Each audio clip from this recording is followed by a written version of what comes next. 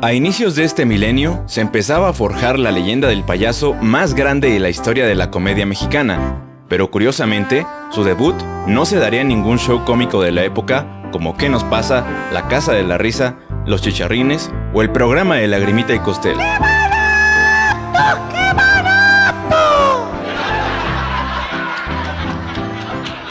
César Arturo Ramos Palazuelos incursionó en la comedia nacional dentro de las canchas del fútbol mexicano, desde el siempre polémico puesto de árbitro, empezando en 2002 de asistente en tercera división. Escaló hasta llegar a la Liga de Ascenso en 2003. Y ahí se mantuvo hasta el año 2011, donde por fin logra debutar en la Liga MX, en un Monterrey vs Tijuana, y desde ahí ya daba los primeros destellos de su comedia oscura, marcando un penal inexistente a favor de Rayados.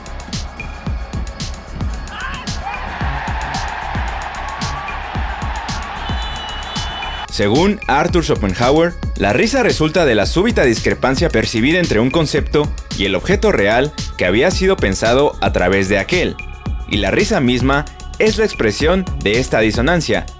En palabras más simples, el humor es cuando vemos algo que está fuera de lugar, una incongruencia que hace ver a la realidad en su estado más natural de absurdez. César hace de su estilo de vida y profesión un chiste mismo, muy absurdo, cual artista que sacrifica su cuerpo por el bien del arte, recordando las increíbles transformaciones de cualquier actor de método. Y es que no puede ser posible que un árbitro tan malo y tan incongruente se pueda mantener en los primeros planos del fútbol nacional e internacional. Es de risa, una comedia más negra que el agua de la lavadora de Don Billy Álvarez, y sobre todo, un chiste muy ácido que devela las fallas del sistema de justicia arbitral en el fútbol nacional.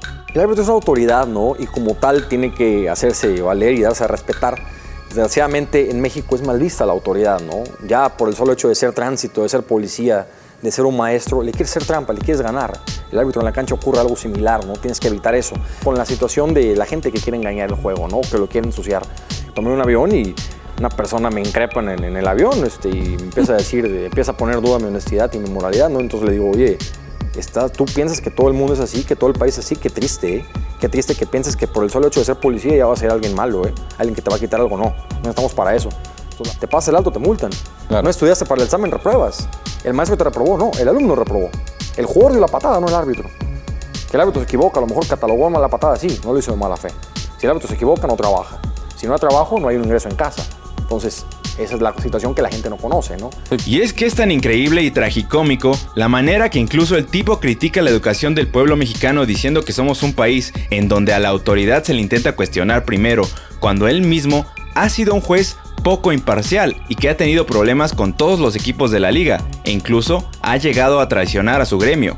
¿No les parece que él mismo es un mal chiste que retrata perfectamente al policía prepotente que te provoca para que le digas algo y tener cualquier pretexto para multarte o golpearte para quitarse el estrés? Es un hecho que en México cuestionamos y atacamos a la autoridad, pero tiene razones históricas, de años y años de represión, de regímenes tranzas y abusivos, e incluso tragedias como el Jueves de Corpus o el 68.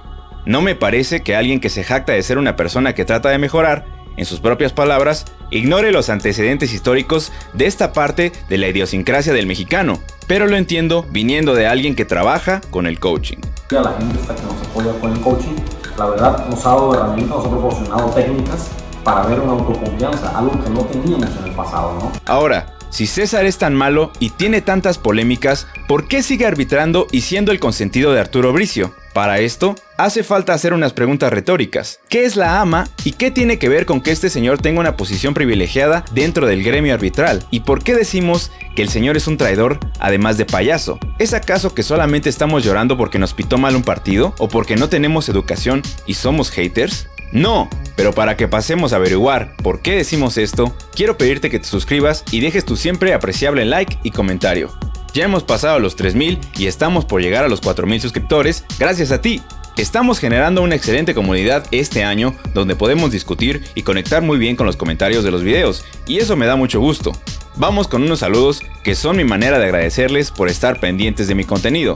Danish01, Antoine Roquetín, José Tadeo Macías Medrano, Gil Ramírez y a su esposa Silvia de Chile, Luis Rey Manríquez, Minotauro Music, Ricardo Martínez, KRQ11, Osfabel Diteos, Elan Vital, Guimel Suministros, De Digles, Manuel Alvegaram, Carita Martínez, Adrián 89, Borland AK, Luis Márquez, Sin Nombre TM y Daniel Escamilla Guerrero. Muchas gracias por comentar y ayudarnos a crecer. Hemos ganado muchísimas vistas en los 16 episodios anteriores. Y bueno, ahora sí, comenzamos con este análisis. Minuto 96. Para encontrar las razones de por qué el árbitro comediante César Arturo Ramos sigue haciendo su trabajo a pesar de sus carencias, no nada más nos tenemos que remitir a lo que hace por entretener al público conocedor del humor negro con sus pésimos arbitrajes, sino regresar 6 años en el pasado. En el año 2017, los árbitros Francisco Chacón, Roberto García Orozco, José Luis Camargo y Paul Delgadillo lograron organizarse para realizar el primer paro de la Liga MX en la historia. La demanda fue clara. Los silbantes pedían que los jugadores Pablo Aguilar y Enrique Triverio recibieran una sanción más grave por agredir a los árbitros de los respectivos partidos en los que habían participado. El paro duró un fin de semana y la liga y sus dueños no ingresaron cantidades importantes de dinero, lo que por supuesto generaría la molestia de los altos mandos. La Asociación Mexicana de Árbitros, por sus siglas AMA, le daba un gran poder al gremio arbitral, porque ayudaba a que las demandas de los silbantes se hicieran escuchar. Ese paro era el primer paso de una seguidilla de demandas que iban desde aumentos y más beneficios para el gremio hasta sanciones más graves contra los jugadores en caso de agredir a un árbitro. Que, por cierto, hago un paréntesis, qué contraste a lo que pasó con Fernando Hernández, que agredió a un jugador del León y toda la liga parece haberlo perdonado, cuando debería de haber perdido su trabajo, o irse mínimo un año como pasó con los jugadores. ¿Ven cómo es cierta la teoría de que la autoridad en este país sí es abusiva? ¿Qué pasó y qué drama se hizo cuando la situación fue al revés?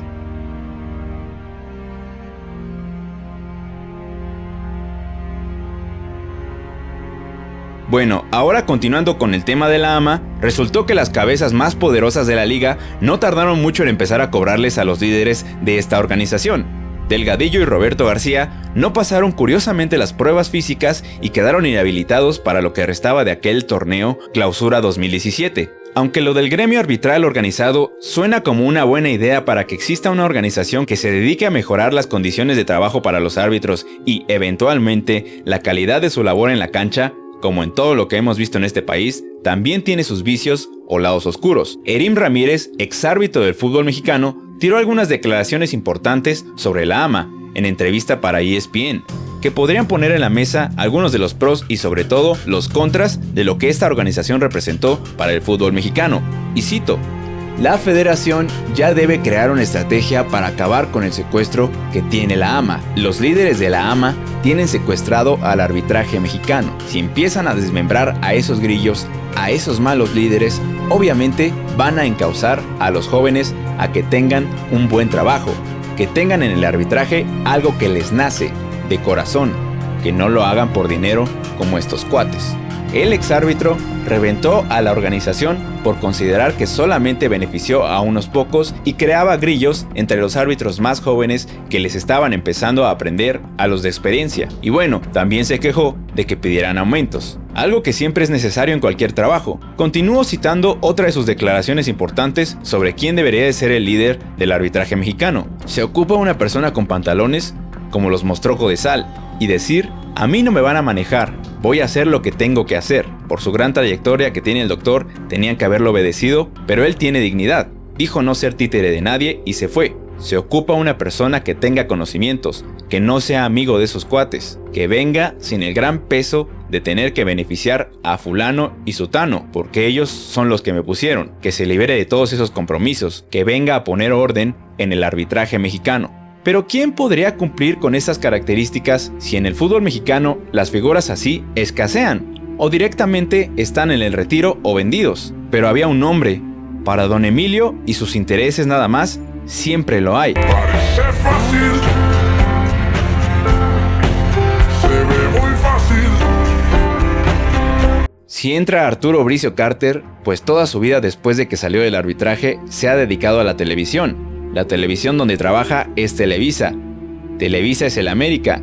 Ese tipo de lazos afectivos no es el idóneo para ocupar el puesto si sacan a González Iñárritu. Terminó pasando lo que Erim Ramírez temía que pasara. Quitaron a los supuestos grillos para poner a alguien más institucional, es decir, que se dejara manejar por los principales grupos de poder en la liga, y ahora este hombre tenía una tarea. La primera tarea de Arturo era terminar con la AMA. Dejaron de ser árbitros FIFA Paco Chacón, Paul Delgadillo y Peñalosa. Bricio acabó con las carreras de los dirigentes de la AMA, e incluso hay un testimonio de un exárbitro que dio detalles de lo sucedido para ESPN con la condición de que no se revelara su identidad.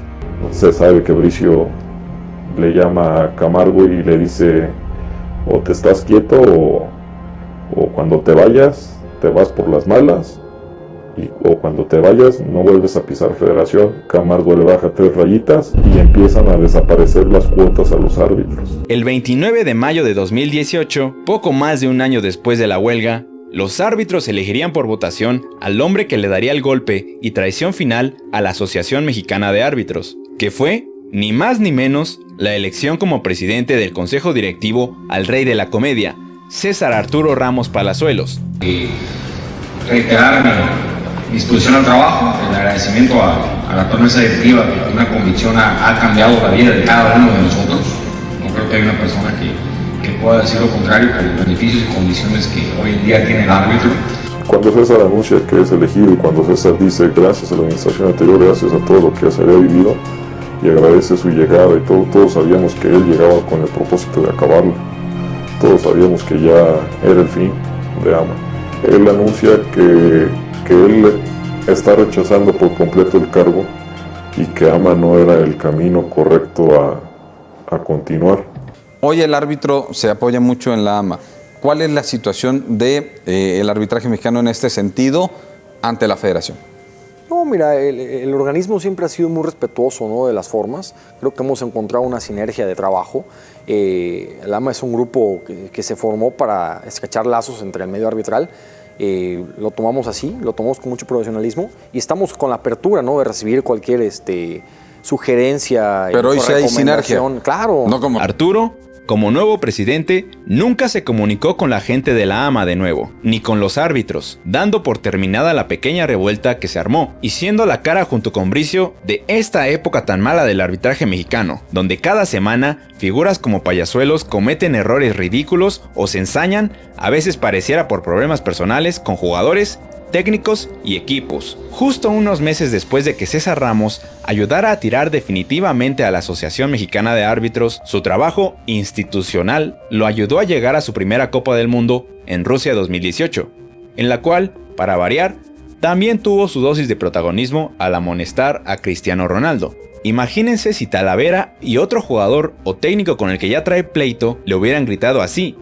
Seguramente este payaso los hubiera echado, pero le faltaron pantalones, al igual que le faltan muchos pantalones para echar a Guiñac, o incluso para amonestarlo siquiera por todas esas veces que le ha gritado en la cara sin recibir ninguna sanción grave. No quedan dudas de que el señor Palazuelos, si aún sigue arbitrando a pesar de sus errores, no nada más es por su supuesta calidad como profesional. En las instituciones grandes, normalmente pagan ese tipo de trabajos, como el que hizo para terminar con la AMA, con favoritismos y privilegios, por lo que concluimos que la historia de César es la del payaso que no tuvo éxito y decidió ser árbitro, para terminar como una más de las cabecillas cancerígenas de la mafia directiva del fútbol mexicano. Si te gustó el capítulo 17 de Minuto 96, no te olvides de comentar y suscribirte para que YouTube lo siga recomendando. Ya estamos cerca de los 4000 suscriptores. Gracias nuevamente por estar con nosotros. Yo soy Jorge del 96 y nos vemos el próximo episodio.